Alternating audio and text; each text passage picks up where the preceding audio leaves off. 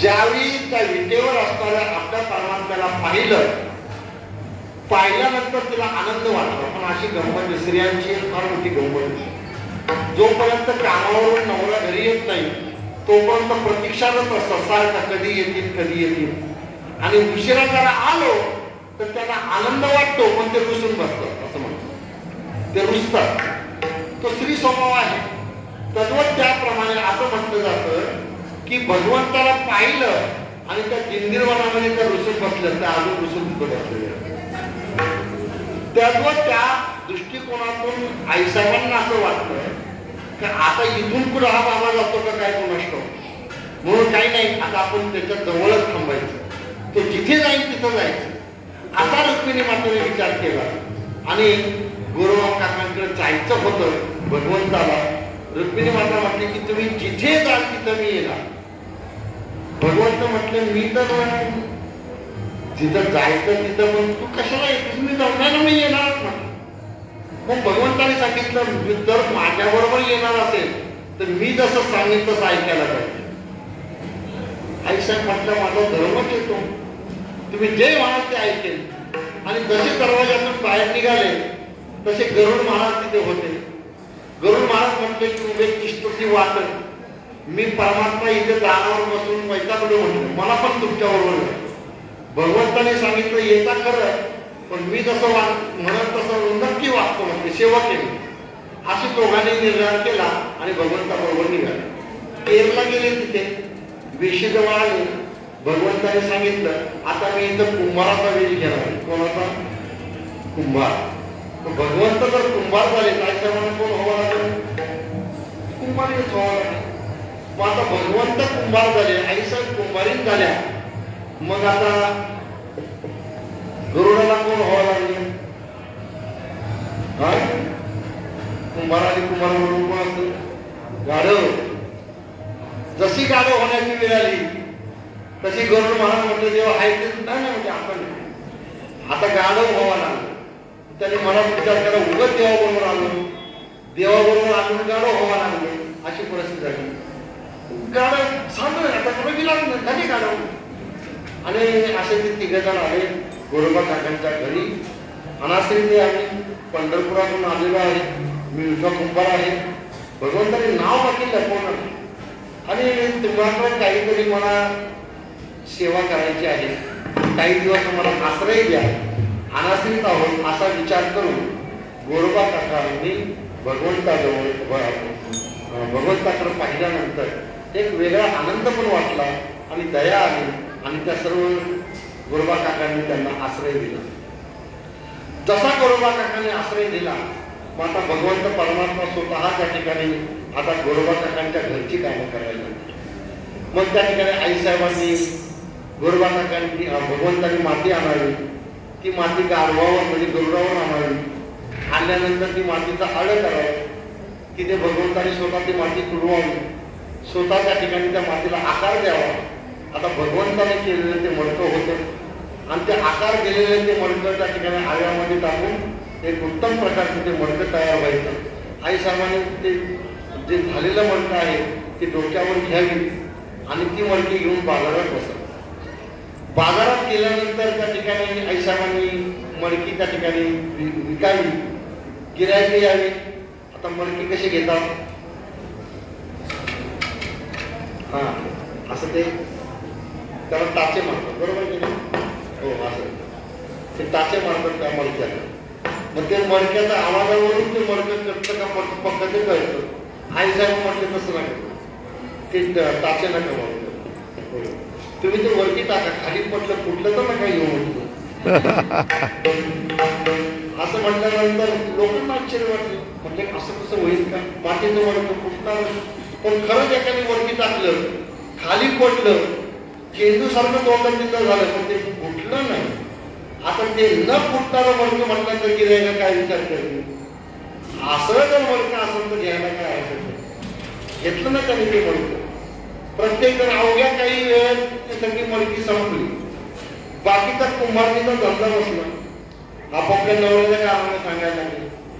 म्हटलं अरे ते कोण नवीन त्या गोरवांच्या घरी आली अनाश्री, आणि मडकी त्यांची सगळी संपत आलेली आहे. आपला धंदा बसला. त्या कुंभाराणीमध्ये सगळी चर्चा चालू झाली. एका कुंभाराने बाकी विषय काढण्यामध्येच तो म्हटला, अहो ते अनाश्रित लोक गोरोबांच्या घरी आले, तुम्ही यांना एक माहिती म्हणे काय, त्यांच्याबरोबर एक गाढव आलं. गाढव आहे ते कधी ओरडताना दिसलं नाही. ही गोष्ट भगवंताला कळा. भगवंताला लगेच गरुड जिंकलं गेले म्हणजे गाढवा. अरे म्हणे गाढवा म्हणे काय देवा, अरे तू ओरडत का नाही म्हणजे झालो ना देवा गाढव, ओरडावं लागतं का? ते ओरडत असतं ते गाढवा असतं नाही का, जे ओरडत असतं ते गाढव असतं. आपण सांगितलं टायमिंग द्या मला कधी ओरडायचं. अरे म्हटलं ते कधीही ओरडत असतं त्याला काय म्हणतात, कधी ओरडत असतं. तिथं चांगला सप्ताह असला का तिथं सुद्धा ओरडत असत नाही का, त्याला काय म्हणायचं. तर गाढव नावाचा प्राणी आमचे वैकुंठवासी रामदास बाबा सांगितलं गाढवाचा काय त्याला गाढव का म्हणतात आणि त्याचं उपमा माणसाला का आली त्याची मोठी गंमत. गाढवाची गंमत अशी आहे, तुम्ही बघा पावसाळ्यामध्ये गाढव असं रोडावतं आणि उन्हाळ्यामध्ये ते गाढव असं फुटतं.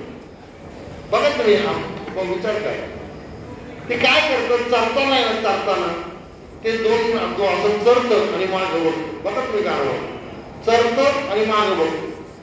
हिवाळ्यामध्ये असं ते चरतं आणि मागं सगळं आता हिरवळच असते ना, पण त्यांनी चरलं का मागं बघितलं का सर्व हिरवळ, तो तुम्ही काहीच खाल्लं नाही अशी त्याची अवस्था होती. आणि ते असं पुरुष होतो, खाऊन सुद्धा पुरुष होतो. पण उन्हाळ्यामध्ये बाकी काहीही खात होते, काही खातं, कांदा खातं, काय असं ते खातं, पण ते दष्टपुष्ट होतं. सगळीकडे बघितल्यानंतर सर्व तिथं मोकळं दिसतं ना, म्हणजे या पठ्ठ्याने खातं म्हणून त्याला काय म्हणतात गाढव. अजून एक गंमत गाढवाची. संध्याकाळी मालक आला का त्याच्या फक्त पायाला असं करतो, गाढवाच्या एका पायाला तो हाताने फक्त असं करतो. मला तुम्हाला सांगतो त्या गाढवाला असं वाटतं की आता माझ्या मालकाने मला बांधत नाही, फक्त पायाला बांधल्यासारखं केलं. ते तिथून पाय हलवत नाही. पाऊस जरी आला, विजा चमकल्या काय, किती वारा आला तरी ते पाय हलवत नाही. काय कारण त्याला वाटलं मी बांधला गेलो. म्हणून त्याला काय म्हणतात, काय काय म्हणतात आम्हाला म्हणतात, महाराज तुम्ही मोठे भाग्यवान हो, तुम्हाला वारी घडतं, आमच्या वारी भाग्यात वारी नाही. आता त्यांना वारी नाही भाग्य का त्यांना या विचाराचे बांधले गेले बघावे. म्हणून काही लोक वारीला त्याला म्हटलं तरी ते येत नाहीत. नाही म्हणते तुमचं ते काम तुमच्या म्हणते, ते आता ते तुमचं बघा काय ते वारी केली ते असं म्हणतात ते आपल्याला. म्हणजे वारी शुद्ध मूर्खपणाची लक्षण आहे असं त्यांचं मत आहे. अशा प्रकारचे ते म्हणजे वारीला गेलेली लोक म्हणजे कामात नाही गेलेली लोक असं ते म्हणतात. अशा लोकांचे भावना झालेले आहेत. इतक्या खालावरची स्थिती आहे. म्हणून नसताना बांधले गेलो, नसताना बांधले गेलो ही त्यांची जी अवस्था होती. म्हणून त्यांना गाढव होतोय. म्हणजे गाढवाची मी व्याख्या सांगतो. त्यांना गाढव म्हणत आले, त्यांना गाढव म्हणत. तेव्हा असं ते गाढव ओरडत का म्हटले. आणि अशा दिवशी काही दिवसांनी गोरबा काकांना पांडुरंगाचं चिंतन करता करता नामदेवरांच्या कीर्तनामध्ये त्यांना हात प्राप्त झाले पुनश्च आणि परमात्म्याचं एक प्रकारचं झालेलं तादात्म्य अवस्था ही महाराज. म्हणून हे मन आपल्या संतांनी त्या परमात्म्याजवळ केंद्रित केलेलं आहे असं तुकोबाला म्हणतात. की अशा प्रकारचं माझी तादात्म्य अवस्था ही मनाची आपल्या पायाजवळ लागलेली आहे. म्हणून एक लक्षात घ्या, साधना करावी आणि साधना करत असताना त्याची अपेक्षा रहित साधना करावी. आणि साधनाची परिपूर्णता झाली तर भगवंत परमात्मा आपल्याला निश्चितच आपल्याला प्रेम प्राप्त करून देतो. हीच या माध्यमातून आपल्याला या साधनेमध्ये परिपूर्ण झालेली अवस्था तुकोबाला साधक कसा असावा, आपली भूमिका वेगळी आणि संतांची भूमिका वेगळी. संत जी साधना स्वीकारतात त्या साधनेची परिपूर्णता ते करतात आणि ती परिपूर्णता केल्यानंतर परमात्मा त्यांना फलरूपता आपोआप प्राप्त करून देत आहे. गरजच लागत काही म्हणतात. तुम्हाला म्हणतात यादसाठी केला होता अट्टहास, यादसाठी केला होता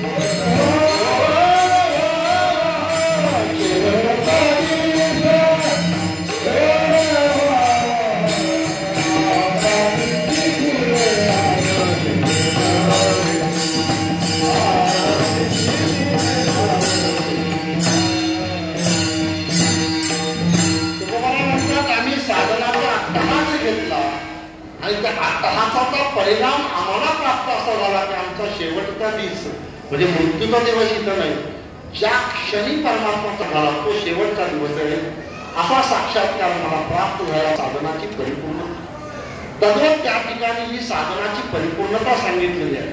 तुकोबारायांनी आपल्या ठिकाणची असणारी इंद्रिय ही परमात्मा स्वरूपाच्या ठिकाणी विलीन केलेली आहे.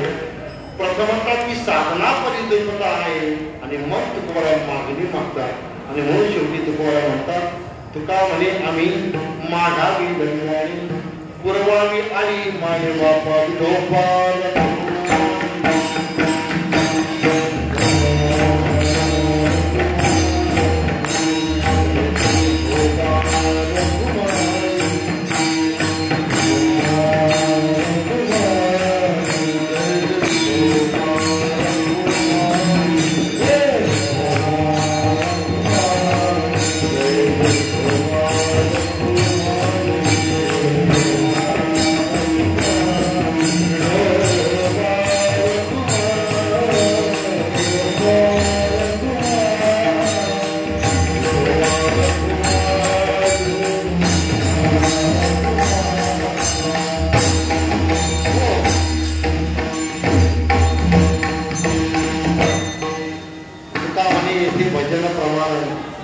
या न्यायाने वाटचालीला आपण चालत आलेलो आहे.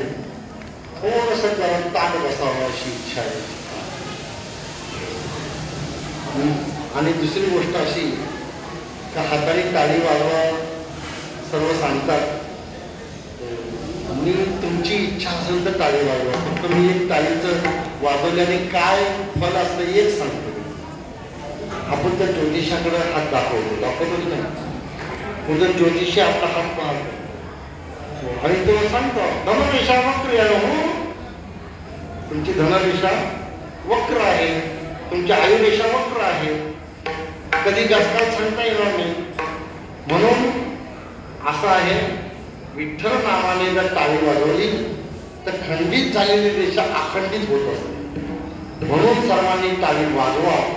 आपली खंडित झालेली जी आयुरेषा धनरेषा आहे ही धनरेषा हे टाळीचं वैभव आहे. ती विठ्ठल नामाने चालवा, टाळी वाजवा म्हणजे ही बलवान होईल. म्हणून एकदा ज्ञानेश्वर माऊली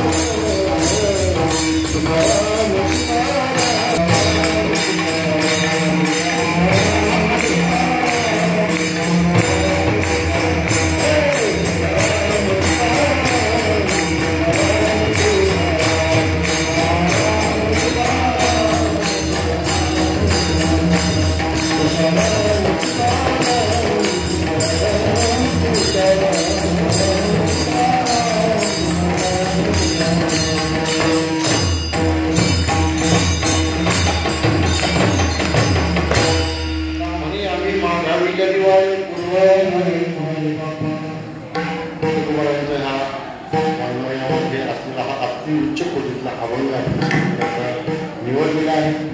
श्री क्षेत्र उपरी ते श्री क्षेत्र पंढरपूर या ठिकाणी सर्व आलेले परिवारी मंडळ आणि आमच्या सर्व असणाऱ्या या मातावर्गांचेही मी या ठिकाणी मनपूर्वक आणि अत्यंत विशुद्ध स्वरूपाने आपली पायवारी करावी अशीच ही पांडुरंगाच्या चरणी मी प्रार्थना करतो. या पायवारी सोहळ्यामध्ये केवळ आणि केवळ चालून उपयोगाचं नाही, तर त्याला जे सहकार्य करणारी जी महत्व आहे तितकीच महत्वाची आहे. या ठिकाणी अनेकांनी सेवा केलेली आहे.